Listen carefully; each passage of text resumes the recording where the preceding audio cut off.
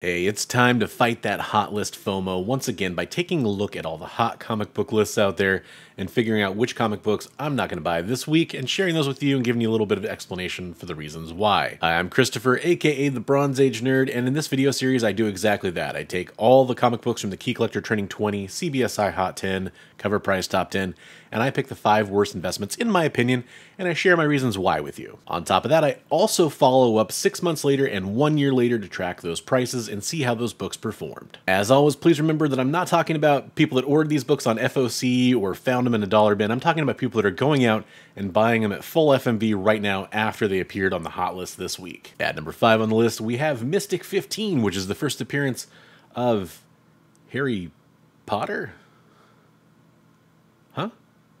And this is a cross-gen comic book.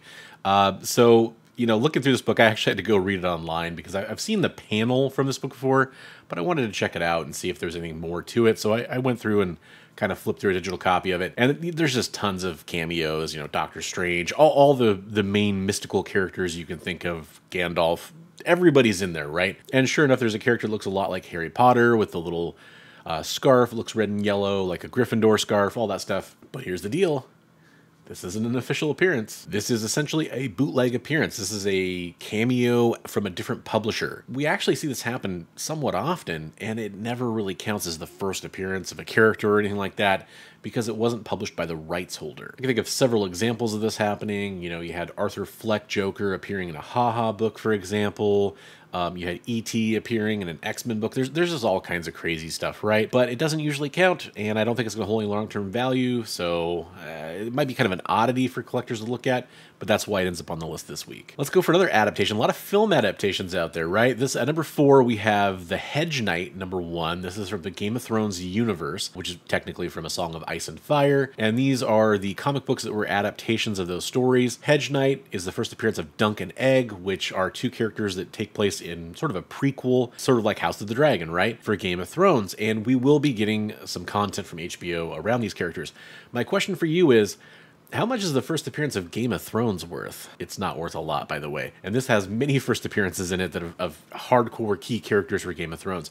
And you might be saying to yourself, well, maybe it's not worth much because that last season of Game of Thrones didn't do very well. And I understand what you're saying, but it actually dipped down even by the time Game of Thrones was almost done. So I don't think there's anything to this. I don't think we're going to be seeing this, book skyrocket. It will probably get a bump as the show, moves on into production and we get a trailer or something like that, but that's about it. So if you find it for cheap, I guess it's a fine pick. I'm just saying don't rush out and spend a lot of money on this book or think you need to go buy a 9.8 or anything. At number 3, we have Silver Surfer 53. And there's about 3 books, 3 or 4 books that could have ended up on the list this week. They're all in relation to Skrulls. Skrulls that could be appearing that can take the shape and powers of other characters that might be appearing in the Marvels, Secret Invasion. We have all this kind of Skrull talk going on. None of those characters are confirmed. And my thing here is, even if they are, what's going to happen? I mean, we had a very popular named Skrull in Talos, and his first appearance never shot up really. So I'm really skeptical that we're going to see any kind of movement on this book unless we see this person turn into kind of like the Super Skrull replacement. But if anything, I have a feeling this would be like a precursor to Super Skrull that we would get like in a Fantastic Four movie. Maybe I could be wrong. We'll see.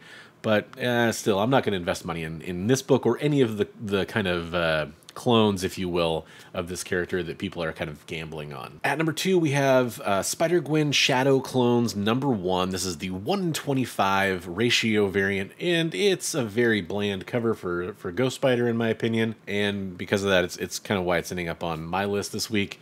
It's a ratio that is currently performing above ratio, but I just don't see that continuing as time goes on, especially with so much other focus on people moving into older comic books right now and, kind of moving into more serious key-focused collecting, trying to get those books at a discount. The economy and the comic book market in general are still down. I'm not really going to chase a modern ratio that's a cool cover, which it's not even that great. It's a fine cover, let's put it that way.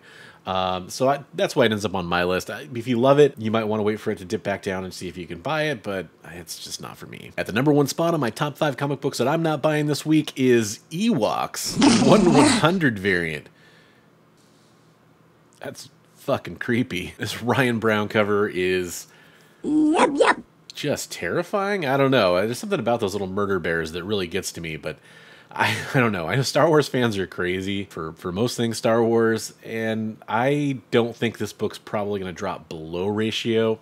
But if you're picking it up for $150 to $200, I don't really see this one sticking around.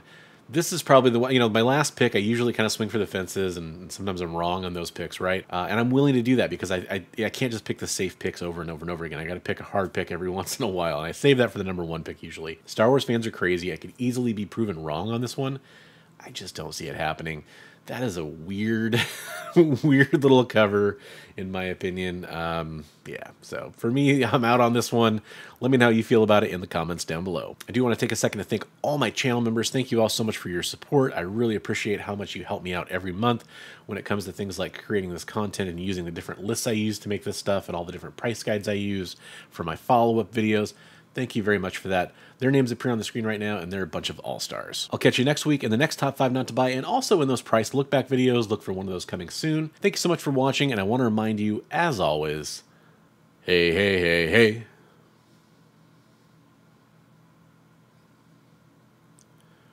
Read comics every day.